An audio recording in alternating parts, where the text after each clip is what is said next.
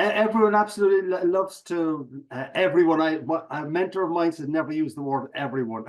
And he also said never use the word never. So I say I should never use everyone. Yeah. So he was confused. We're stuck. In general, though, laughter helps us to feel better about ourselves. And after a good laugh, you do feel better. I mean, that's... Salutations. Welcome to the Audacious Living Podcast, where our ongoing goal is to inspire and empower our listeners to help them live their best audacious lives ever. I'm totally thrilled to have you here with us, and I appreciate the opportunity to share insights with you, as well as stories that will ignite your passion and drive you towards success.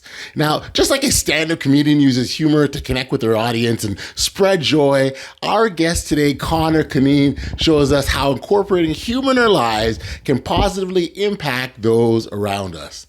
Now, we've all heard it. Laughter is truly the best medicine for the soul, and Connor exemplifies this through his work as a keynote speaker and a humor advocate. You know, Connor is known as the Irishman Speaks, a keynote speaker. He's a facilitator and a master of ceremonies who's dedicated to leaving his audience with a smile and certainly actionable takeaways.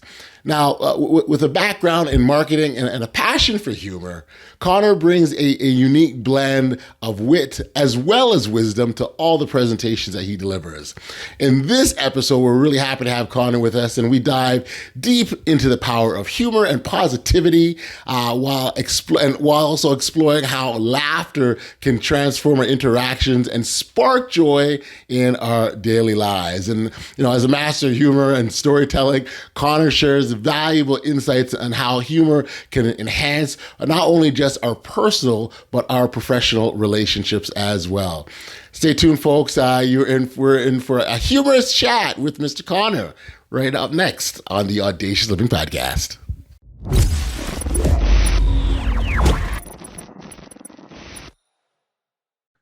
Hey, Connor, thank you for joining me here on the Audacious Living Podcast. It's really a pleasure to hang out with you listening. So thank you for being here. It's my pleasure. I'm just outside of Chicago. This is the back road from Chicago. Nice. Audley out to Naperville, where I live. So delighted to be here with you. Awesome. Well, I very much enjoy doing these podcasts and being able to engage with all sorts of individuals, with all sorts of different stories, with all sorts of different missions, and I particularly enjoy hearing the impact that they want to make in the world. And from your perspective, you believe in doing so with a humor and smiling and all the benefits that can come out of that. So maybe as a starting point, and I want to make sure that we do justice to your brand, Connor Cuneen, the Irishman Speaks. Maybe we can get the Irishman to speak a little bit and talk about your story and what landed where you are now. Okay, delighted to do that. And actually, the way I normally introduce myself only at these webinars is I say, hi, this is Connor Cuneen, Irishman Speaks. Oh, it's the other side. Oh, this side here, okay?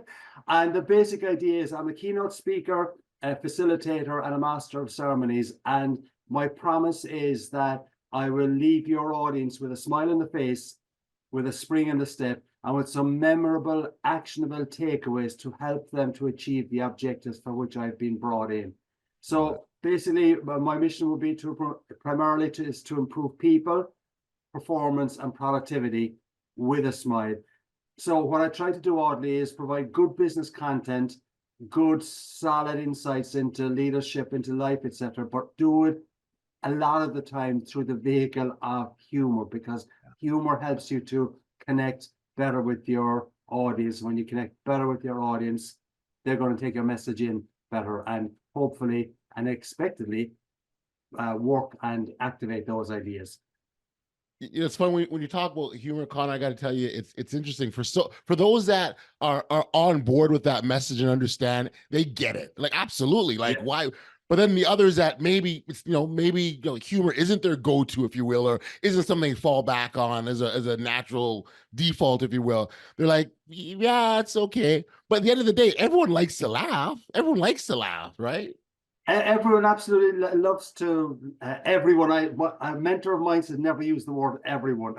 And he also said never use the word never. So I say I should never use everyone. Yeah. He was confused. We're stuck. In general, though, laughter helps us to feel better about ourselves. And after a good laugh, you do feel better. I mean, that's the most basic thing.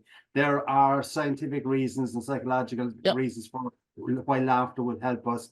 Don't need to go into it in too much detail now, but we've got neurochemicals in our brain that pop when we laugh, and Right. they're the things that make us feel better about ourselves.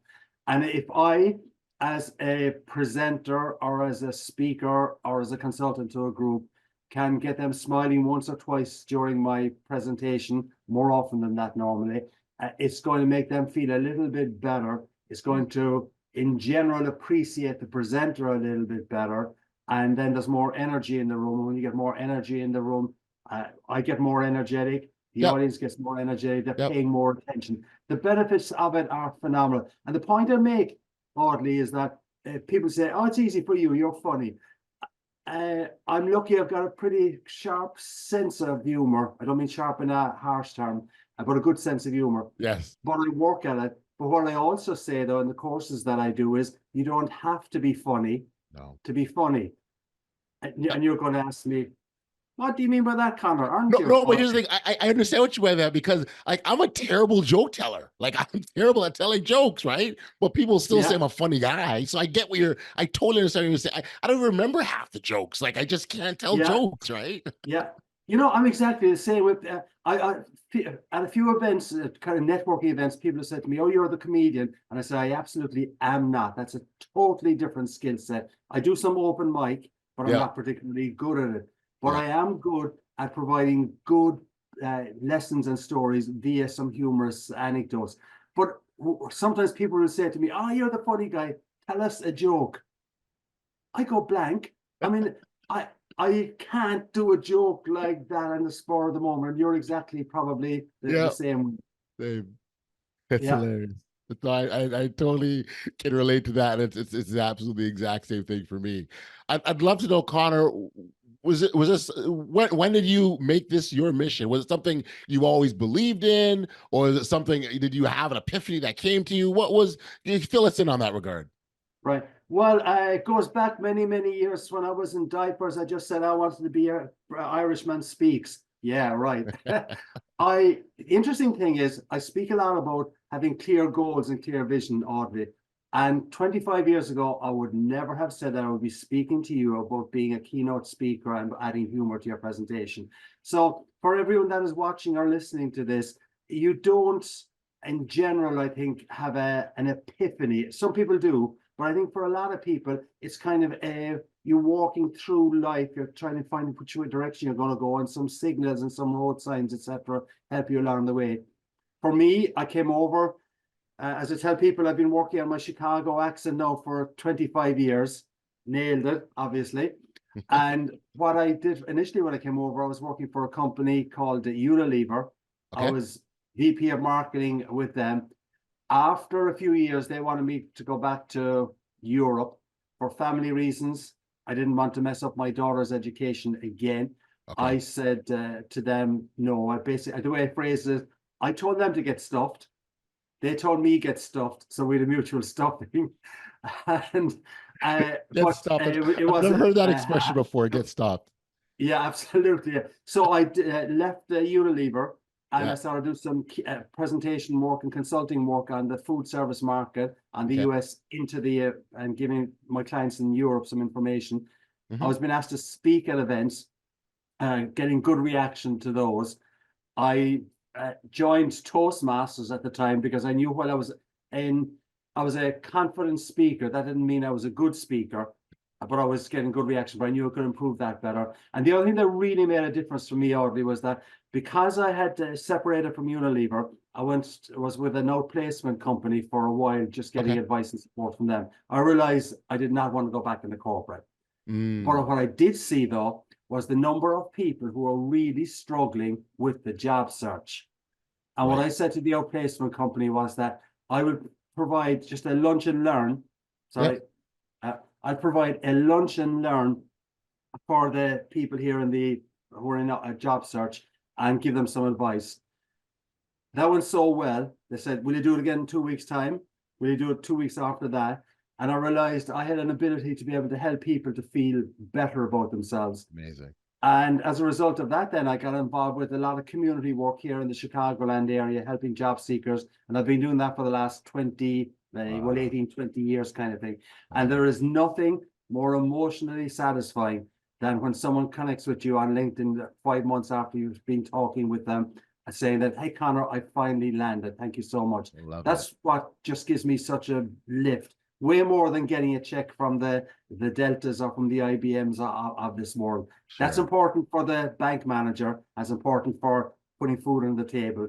But emotional reinforcement is critical for people. And I get that a lot of the time from helping job seekers. And also from helping people, just getting people to laugh when I'm doing presentations and I'm kind of going, yay! Yeah. Listen, you have hit on such a key point. It's really the ability to impact others, right? Like I truly believe we're on this earth to have a positive impact on those around us. And so if we can take our natural skills, gifts, and ability, be our own authentic selves, and put that out in the universe to help others, you've fulfilled not only you've definitely fulfilled your purpose, but you've also made a difference to others at the same time. And when you can use your gifts in that way, that's when now we're talking about powerful stuff. Yeah, absolutely. Yeah. I mean, I talk a lot about having micro goals on a daily basis. Okay. And one of them is just my micro goal is to put a smile on someone's face. And I know that if I put a smile on someone's face, I'm going to smile back. So I'm going to get the reinforcement. And just a simple way that I often do it, because I'm a speaker and I've got clients all over the country and in Canada and the odd few in Europe, not many, is that if I'm getting on a plane, so let's say I'm getting on a United flight to Dallas tomorrow morning, for instance. As I'm getting on that plane, you have the flight attendant there, and I'll say to the flight attendant, I fly coach class normally, I don't have any illusions of grandeur. I say to the flight attendant, I'm in seat 29C. Can I have my eggs over easy and some crispy bacon on the side? And they just kind of, your reaction, some of them kind of get involved in conversation and they say, so, well, actually, we're out of eggs, but we'll give you additional bacon kind of thing. And what are they doing? They're smiling. What am I doing after I've left them? I'm walking down the aisle with a big smile on my face, and I've achieved my goal to put a smile on someone's face, which reinforces my feeling of being happy, etc. And it's simple little things like that that make a difference to how I feel and how I think I can help people on a general basis. And then you know what happens? Let's take that story with the flight attendant, you know, the eggs and the bacon. I know that's actually awesome. They give you extra bacon, by the way. That's really cool. But it's Canadian bacon. It's Canadian bacon, Audley. There we go. But what's really nice about that? So as you said, you walk away smiling. They now walked away and they're smiling, and chances are that smile is overspilling into their next interaction or the next task that they do, and they're feeling good about it. People, whether we realize it or not, people are watching us. People are now noticing you smile as you're walking back to the seat, and there's this ripple effect. And the part about this I absolutely love the best is, you know, we can have an impact on others and not even know, right? People will see you smiling down the street, and the thought will be, he's a really happy guy, and I might bring a smile to their face, and you would never ever know. And so the ripple effects is really what I'm talking about. They're tremendous. Absolutely. And another example of the way I used to do this now, since COVID, it doesn't really apply that much anymore. But prior to that, I used to always, when I was presenting on stage, have a suit on and a goofy tie. So it would be Snoopy, Winnie the Pooh, Donald Duck, or Joe Cool, or something like that. Okay. No, when I would finish my presentation, let's say I'm coming back from that presentation in Dallas, okay, and I'm getting on the airplane at 8 o'clock that night. I leave the tie on all of the time as I'm going through the airport. And what happens? People see the Snoopy tie, puts a smile in their face. Sometimes I forget I've got it on, or would have forgotten I had it on. And I see people coming towards me and they have a smile in their face. And I'm thinking, what? Oh, yeah, this. When I was always, when I'd be getting on the plane, when they see that Snoopy or Winnie the Pooh tie, they're smiling as well. So it's simple little things that you can do to make a difference to someone. And I've got a few others that I could give you examples on as well, but I really do believe that I can make at least one person feel better today. Now, my wife would say to me, well, why don't you make me feel better, Connor? But no, One I'm step at a blessed. time. One Yeah, step at a I'm time. blessed with a lovely wife. Yes, no, that's amazing. Knowing that support system at home is so tremendous when we're out there trying to achieve our goals. So I'm Yeah, happy that you've got that. Um, there is a part about this where I think it's important that that we touch on at least, because we're here talking about the smiling and the happy and the good things. But there are times when people run into not so good things in life. Nothing in life is a smooth sail yeah, or a yeah. smooth breeze, and there's times when we quite frankly don't feel like smiling, and because of the Yeah, challenges, adversities. I wonder if you could sort of talk about that aspect of life. right. That's a very good question, and it's so true. I mean, we live in this veil of tears. And what I try and do is my most popular keynote is a keynote titled The Gift of Gab. And you're thinking, Gab from an Irishman, what would I expect? But Gab is an acronym though for goals, attitude, behavior. Okay. Goals, attitude, behavior. And what I do say is that we can choose our attitude. Now, you're kind of saying, everyone says that, Connor. But the way I look at it is that if something goes wrong, so let's assume, to just take my business here now, for instance, a couple of days ago, I was pitching for a piece of business, reasonably confident I was going to get it. Hmm. Then I got an email saying, Connor, we're going to go with some other speaker. Okay. So I say something like, oh, golly gosh, this is terribly unfortunate, or that kind of a, Right. you might know what I come up with a 4-letter word, as you can imagine. But by the way, the word is oops. Okay. Oops. Oops. Thank you Okay. for clarifying. Um, Thank you for clarifying. right. But what happens then is that, all right, first reaction, Yes. but then I use this really powerful question that I think everyone can use. And the question is, what do I want my attitude to be? What do I want my attitude to be? Because if I ask that question, I'm not going to say I want to be annoyed. I want to be frustrated. I'm not going to say I want to give out about that event planner, etc. I'd Right. say, all right, Connor, I want to use this as a motivation to go after the next call. And that's actually what does happen to me now, because I'm so used to it, asking the question that I just take it as, hey, this is a chance to remotivate yourself, etc. So Right. it is a powerful question that, particularly when you're in and less than an emotional scenario, can be really powerful. I'll give you an example where it can really work. Let's just say some of your listeners are going into a meeting today with one of their subordinates, and they have difficulties with their subordinate, okay? And they know it's going to be a tension-filled meeting. But there's two ways you can go into that. You can go in kind of all guns blazing and saying, Yep. we got to get things sorted out. Or you can say to yourself, all right, what do I want my attitude to be Yes. at this meeting? And you'll Yes. say to yourself, I want to get something out of this meeting. I want this person still to be on my side at the end of the meeting. And when I Yes. ask myself the question, what do I want my attitude to be? It kind of focuses the way I will address that meeting. And I'll walk in less maybe confrontational, less Right. abrasive. Because the other thing I say in presentations, Audley, is that human beings mirror human beings' reaction. So if Mm, I walk into that meeting with all guns blazing, that person knows straight away this guy's coming in with all guns blazing. blazing. I'm Yeah. going to get on the defensive straight away, Right. and we got Right. boom. Okay. Whereas the other way is that if I say, having asked myself, what do I want my attitude to be? I want to Yes. get something out of this meeting. I'll walk in, I think, more relaxed, professional, and want things to happen, etc. But it already sets the tone of the meeting by the way I Yes. just walk in. Human Yes. beings mirror human beings' reaction. I love that so much, Connor, because you're absolutely right that our attitude really determines everything. And so when you have that literally that you're asking yourself that or you have an internal dialogue about how do you want to show up, how do you want to be, how do you what you want your attitude to be, you're constantly making that selection. And then what happens as time goes on, and the more you do it, you just naturally go to that place. You just naturally Uh, do it because that's what you uh, are. And and this sort of touches, I know you do a lot of work in branding, but this also goes in the branding space because it's what you become known for. It's what you've established, what you put out there, and what people recognize you to be. And I think that's such a wonderful exercise to go through.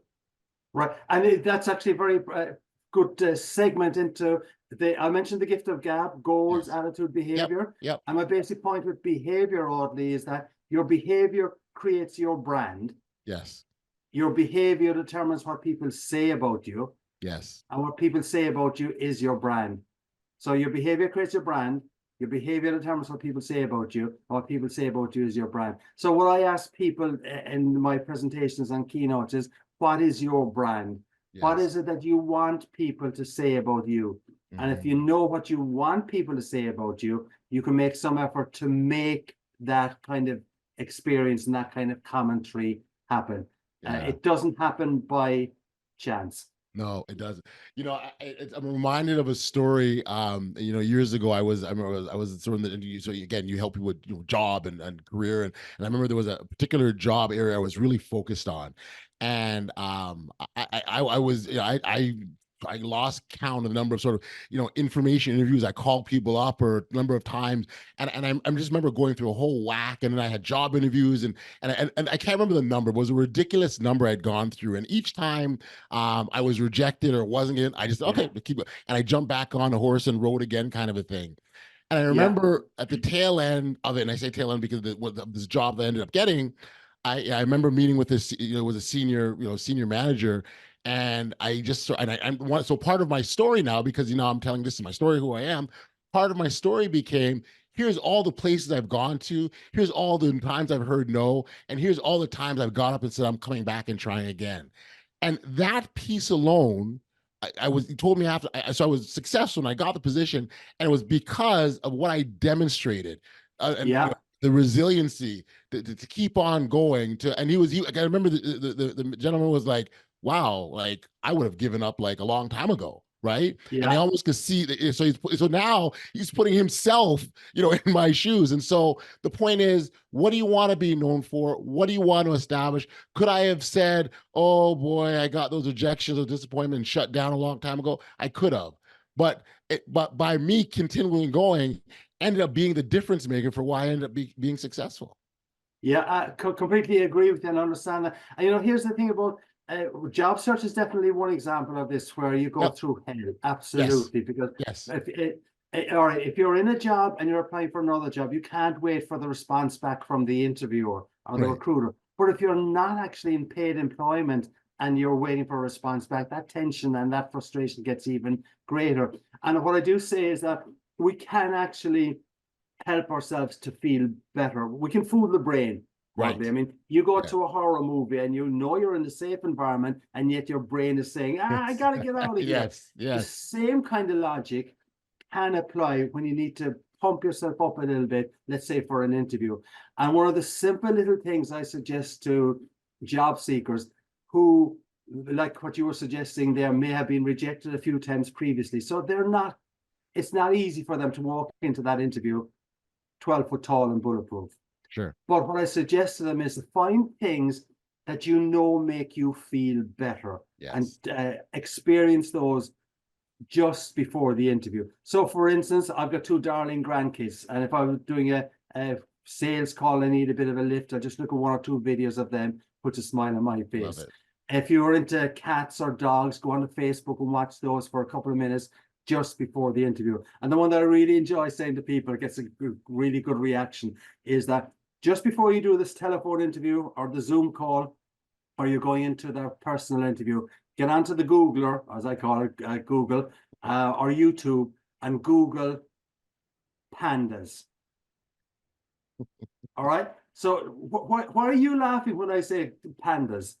Well, the thought of pandas bringing joy to people is just funny. Absolutely. That is a universal reaction. And I tell people, I really mean this. You can fool the brain. Watch those pandas being absolutely stupid, cuddly, and lovable. You're going to feel better about yourself. The brain is telling you, hey, you're smiling, etc. You've got that extra bit of energy. Yeah. It's a simple little thing. Yeah. When you're going for that job interview, You only need to be on top of the world for that 30 minutes or 45 minutes. Yes. When you're yes. finished, you can come down again, but you got to be at your best when you're doing those sales calls or presentations or things like that. You're absolutely right, and being in that good space helps. I think it's great for our attitude, our creativity, or overall good feeling. There's so many positive benefits from being in that space. So as you said, tricking your brain. Yes, you're going to go into this interview setting where it could be seen as very, very scary and unknown and fearful, that kind of stuff. But if you're in the right space going in, you're not dwelling on that. You're not. They're there. Those things are there, but you're not focused on that. And when you can be in that happy, creative, positive, fun space, that's where all the good stuff happens. Yeah. And I don't mean want to be just kind of all Disney like and happy land here. No. We all go through pains and frustrations. Yes. I get annoyed when I see bad drivers on the road. And the number of bad drivers I see, Audley, is absolutely incredible. I see more bad drivers on the road than my wife does. But anyway. I had a feeling something was coming. I had a feeling. But I mean, I just go through the same emotions as everyone else. But we're human. Yeah. We're human. No, I get it. That's right. You had a brief battle with, well, but a battle with cancer a couple times. How has that fed into where you are now in life? I suppose it's made me appreciate life better.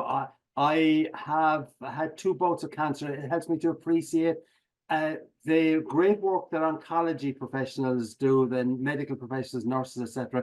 It also helps me to appreciate, and I speak a lot to oncology groups, nurses and healthcare, etc., as a result of having the 2 cancers. So it's kind of a silver lining in one sense. But what it really does help me to appreciate is that there's more than one person suffering when they have cancer. The family, the caregiver are going through emotional hell. And that's one thing I try to make sure that the caregiver is appreciated for the care that they're providing and the support that they're providing the cancer patient as much as the cancer patient. And from my perspective, I've had thyroid cancer and I've had prostate cancer. I say after I was diagnosed with the prostate cancer, I'm an optimistic guy, as you probably have gathered. So I knew I was going to beat this, although 30,000 men in the United States die from prostate cancer every year, but I knew I was going to beat it. My wife would be less optimistic than me. So I used to sleep at night. My wife used to have sleepless weeks. That's the way I kind of describe it. So she was going through an emotional trauma that I think caregivers do go through when their loved one is suffering from cancer. So that helped me to appreciate it's not just the person in front of you that you got to think about a lot of the time. It's all the surrounding environment and the infrastructure and the ecosystem, if you want to call it that, around the patient or the clients that I'm dealing with. So true. And again, that appreciation of life and all that you have and everything around you, that all becomes heightened, which which I can totally see. Tell me about the laugh acronym. What's that all about? We'll have to talk about this some other time. LAUGH is an acronym for 5 micro goals, 5 concepts that you can implement that will help you to add humor to your presentation. And it basically goes, Audley, to the fact that you don't have to be funny to be funny. What you do is you capture the humor around you. All right. So I'll give you one quick example on that. So laugh is for listen and record and capture the humor around you. A is about anecdotes. And we were talking about this earlier. You were saying when we're talking about jokes, you obviously are a fun guy. I can see that you laugh as well a lot. But I would reckon that over the last week, most of the time you laughed was not because of jokes. It was because of stories or quips or anecdotes, etc. And that's what the A in laugh is about. You is uncomfortable, and the funniest stories are the ones where you were uncomfortable at some stage, but now you can tell it to your friends about something that went wrong. You're laughing at it. G in the laugh acronym is get onto the Googler and just Google for a humorous quote or a humorous little reference about something you're speaking about. And H is one that takes a bit more time to get used to, but basically the H in the laugh acronym is go from he to ho, ho, ho. And the idea there, Audley, is that you say something that might get one of your guests laughing, okay, Yeah. or just chuckling, okay? Yeah.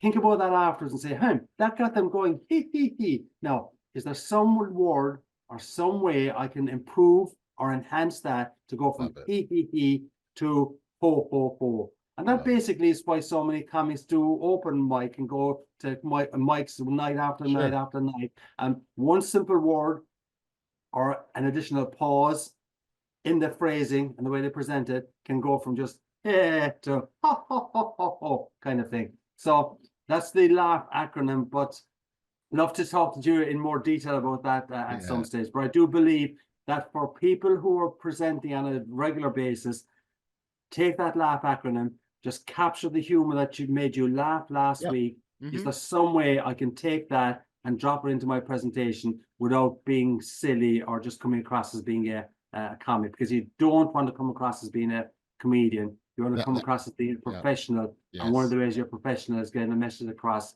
through a little bit of humor. And I'm so glad that you made that distinction, because it's sometimes easy to like you said, I want to write this speech, but I want to make it funny, and so we start to try and be comedians, right? Yeah. We try to make it funny. We try to be, and if you stop, to your point, and so the laugh acronym, what it does a really good job, it forces you to stop and sort of take your time and go through the steps. And that's what you can build on. What gets really nice is once you've done it a few times, it just becomes more natural. And again, we talk about the branding, it becomes part of how you do things. Yeah, absolutely. And what I say to people is that, let's say I'm doing a program for presenters or keynote speakers on adding humor to your presentation. And I say, all right, you're doing a 45-minute keynote. Yep. Well, all you've got to do is get the audience to laugh 4 or 5 times or smile 4 or 5 times in that presentation, and they'll think you're a humorous presenter as well as having good content. Right. And what I say to them, particularly with people who do keynote speeches and present a lot, most of the time you're presenting to different audiences. Yes. Okay. So for me, like if I've got 50 or 60 events in a year, about 50 of those probably would be to different audiences. So I can basically take the same humor in that speech and bring it to the next one, customize it a little bit. Yes. So I mean, you don't have to have a dramatic amount of anecdotes, quips, humor, etc. Just have some solid ones that you can use. If you're a salesperson and you're making a significant and large value calls on a regular basis, you should have a couple of little areas where you're going to say something that will put a smile on your client's face. And it will just, and when you do it in a professional way and it's appropriate, it's going to help you to create a better connection with that client. Again, I love the simplified approach. It really, and when you break it down the way, Connor, you're absolutely right, and it's something that anyone can do. And I do like the fact that you can be humorous and only tell and they get 4 or 5 laughs and they think you're a humorous person over a course of an hour of speech. That's their 45-minute presentation. I would imagine at the beginning and at the end would be probably 2 good places, right? Right. I mean, there's different views on it, but just make sure you space it out, kind of thing. And one simple little one before we go is that if you're on Twitter, for instance, or if you're on Facebook or Instagram, you're going to see something today that will make you smile, probably. Yes. And what you should do is you should just capture that, put it into a little file, and maybe sometime somewhere I'll be able to use this little quote and pop it up and say, I believe that if it's important for you, let's say we're talking to salespeople, it's really important for you to make sure that you're prepared before you go into a meeting. That's the core message, okay? But I would bet any money that if you look at Twitter over the next week or Facebook over the next week, you'll get some little anecdote or quote that would help you to reinforce that. And what you can say is that when you're doing a presentation, it's really important for you to be prepared before you go into your sales call. Yes. But this person here on this slide, for instance, had a slightly different view of it. Okay, Right. so that's the way you can drop the humor in. Yes. You don't have to create it. No. I do create a lot of my own, but you don't have to create it. You capture it, and that's what will help you to connect with your customer, your client, your audience. Well. You watch these late night talk shows, and what do? They look at the news of the day, and that's where all their jokes come from. They're not writing it; they're just commenting on it. So there you go. That's true. Yeah, Connor, this has been such a great chat. I've enjoyed myself. I've appreciated the time, and I've appreciated the humor and the laughter. But particularly, I do love the commitment to the work that you do. The commitment to smiling and bring smiles to the faces of others, and we sort of talked earlier. There's so many positive ripple effects that come from that, and so you've got me on board. I'm 100% with you, and I believe so. We talk about this podcast and living, this best audacious life and being joyful and happy and humorous. All these things feed into it, and so I really appreciate you for being here. For our listeners that wanted to connect with you or learn more about you, where can we send them, Connor? Well, what I say is the brand is Irishman Speaks. Oh, it's still on the wrong side. Okay, Irishman Speaks. That's the website. The YouTube channel is Irishman Speaks. Instagram, Facebook, TikTok, I'm on Irishman Speaks. And if anyone is interested and wants a speaker to improve their people, performance, and productivity with a smile, the name is Connor Cuneen. I actually say Audley, by the way, it's Conor, only one N. My parents couldn't afford two N's back in Ireland, so You get it. But it's been a pleasure speaking with you, man. I Yes, really enjoyed the conversation. This has been fantastic. Connor, all the best, my friend, and we'll see you soon. Thanks a lot, man. Take care. Cheers. Bye.